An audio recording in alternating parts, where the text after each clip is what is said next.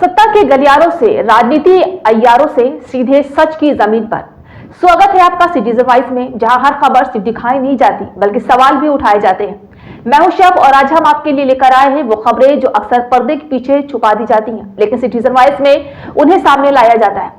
यहाँ न शोर बिकता है, न सच दबाया जाता है। हर खबर है आम जनता की आवाज और हर रिपोर्ट है जवाबदेही का आईना। तो आइए देखते हैं क्या है आज की खबर। मध्य पूर्व में बढ़ते तनाव और इजरायल अमेरिका तथा ईरान के बीच बढ़ती टकराव की स्थिति पर भारत में भी राजनीतिक प्रक्रिया सामने आने लगी है। इस मुद्दे पर समाजवादी पार्टी के प्रमुख और उत्तर प्रदेश के पूर्व मुख्यमंत्री अखिलेश यादव ने एक बयान दिया है। इसमें देश की राजनीति ने एक नई बहस छेड़ दी। अखिलेश यादव ने कहा है कि दुनिया में ऐसे देश है जिन्होंने दूसरे देशों के नेताओं तक को निशाना बनाया, और उन्होंने उदाहरण देते हुए कहा है कि एक ऐसा देश भी है जिसने किसी दूसरे देश के राष्ट्रपति तक को मार दिया था। उनके इस बयान को अंतर्राष्ट्रीय राजनीति के संदर्भ में देखा जा रहा है और सोशल मीडिया पर भी इस पर काफी चर्चा हो रही है। एक देश जिसने एक राष्ट्रपति को मार दिया,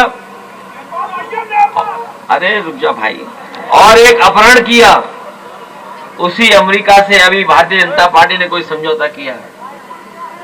हम लोगों का देश मुश्किल में फंसता चला जा रहा है और ऐसी मुश्किलें होंगी जो आने वाली पीढ़ी के साथ और परेशानी पैदा करेगी। क्योंकि दुनिया में अगर हम किसी के खिलाफ बोलते हैं, मान लीजिए आज सोचिए अमेरिका में भारतीय कितने लोग रह रहे हैं, 1 करोड़ से ज्यादा भारतीय लोग अमेरिका में रह रहे हैं। जहां अभी युद्ध चल रहा है ईरान और आसपास के देशों में, खाड़ी देशों में लगभग 1 करोड़ भारतीय लोग भी रह रहे हैं। तो बताओ भारत को किसके साथ खड़ा होना पड़ेगा। इसलिए फॉरेन पॉलिसी को, विदेश नीति को अगर किसी ने बर्बाद किया है तो वो भारतीय जनता पार्टी के लोग हैं। इन्होंने कारोबार, व्यापार और आर्थिक नीतियां कैसी बनाई है यही नहीं पता है। अभी तो जो लड़ाई हम लोग देख रहे हैं, जो देश मजबूत है वो मजबूती से लड़ रहा है, और हमारे देश के साथ तो क्या संकट होगा। हमारी मिसाइल किसी देश की है, हवाई जहाज किसी देश का है, रडार किसी देश का है। तो बताओ हम लोग करेंगे क्या अगर कभी लड़ाई में फंस गए तो। जो हमारी विदेश नीति या हमारी जो अर्थव्यवस्था है या जो व्यापार हम लोग बढ़ा रहे हैं, जब अखबार पढ़ते होंगे तो देखते होंगे कि हमने फ्रांस से हवाई जहाज खरीद लिए हैं, इजराइल से ये खरीद लिया है, अमेरिका से ये खरीद लिया है, रशिया से ये खरीद लिया है। बताओ अगर हम दुनिया के दूसरे देशों से दूसरी चीज खरीदेंगे तो कभी लड़ाई हुई, वॉर हुआ, तो बताओ तालमेल कैसे बैठाएंगे हम लोग। और याद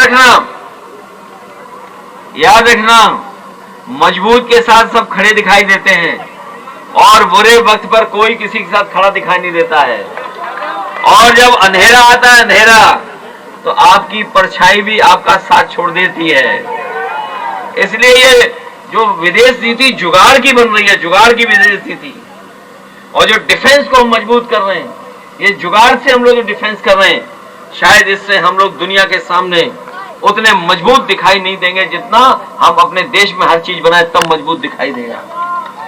याद रखना, केवल ये आर्म्स नहीं खरीदे जा रहे हैं, मिसाइल्स नहीं खरीदी जा रही हैं, हवाई जहाज नहीं खरीदे जा रहे हैं, हमारा किसानों को भी जोड़ दिया अमेरिका से। सोचो आप बताइए, अमेरिका वाले हमारे गाय, भैंस, बकरी और मुर्गी का दाना देंगे। बताइए आप, ये देखा समझौता पढ़ा कि नहीं पढ़ा। समझौते में ये तय हुआ है कि अमेरिका आपके जानवरों का फीड देगा। तो बताओ बरसीम भी क्या वहीं से आएगी,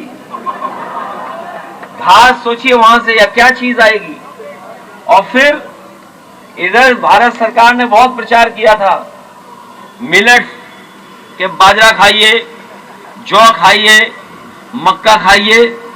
अमेरिका को पता लग गया और अमेरिका ने समझौता करके सब कुछ भेजने का इंतजाम कर दिया। बोले जाइए हम भेज रहे हैं आपके लिए। और फिर जो तेल है, सरसों के तेल से खाना अच्छा बनता है। कई लोग घी पता नहीं कौन सा बेच रहे हैं, हमें नहीं पता इस बात की। दूध दही कितना बिक रहा पता ही नहीं है। इसलिए मैं आपसे कहना चाहता हूं कि नई अर्थव्यवस्था जो अमेरिका से हमारी जोड़ दी है, इसमें हमें अपने आप को मजबूत करना पड़ेगा। हमारी संस्थाएं अच्छी हों, हमारे नौजवान पढ़े लिखे हों, उन पे अच्छी ट्रेनिंग हो। और अगर अच्छी ट्रेनिंग नहीं होगी तो पता है क्या करना पड़ेगा, एक मोटरसाइकिल और स्विगी से सामान इधर उधर भेजना पड़ेगा, या अमेजोन के सामान इधर उधर भेजना पड़ेगा। कभी सोचा था किसी ने कि 5 साल 10 साल बाद ऐसी व्यवस्था बन जाएगी कि नौकरी है ही नहीं, रोजगार है ही नहीं। हर नौजवान रोजगार करना चाहता है, नौकरी करना चाहता है। इसलिए नई व्यवस्था लागू करने के लिए, उत्तर प्रदेश को विकास के रास्ते पर ले जाने के लिए समाजवादी विचारधारा के अलावा कोई दूसरा रास्ता नहीं है। क्योंकि समाजवादी पार्टी जो नेताजी ने बनाई, नेताजी ने दी, उसका सिद्धांत लोहिया जी और बाबा साहब भीमराव अम्बेडकर जी के रास्ते पे चलने वाला है।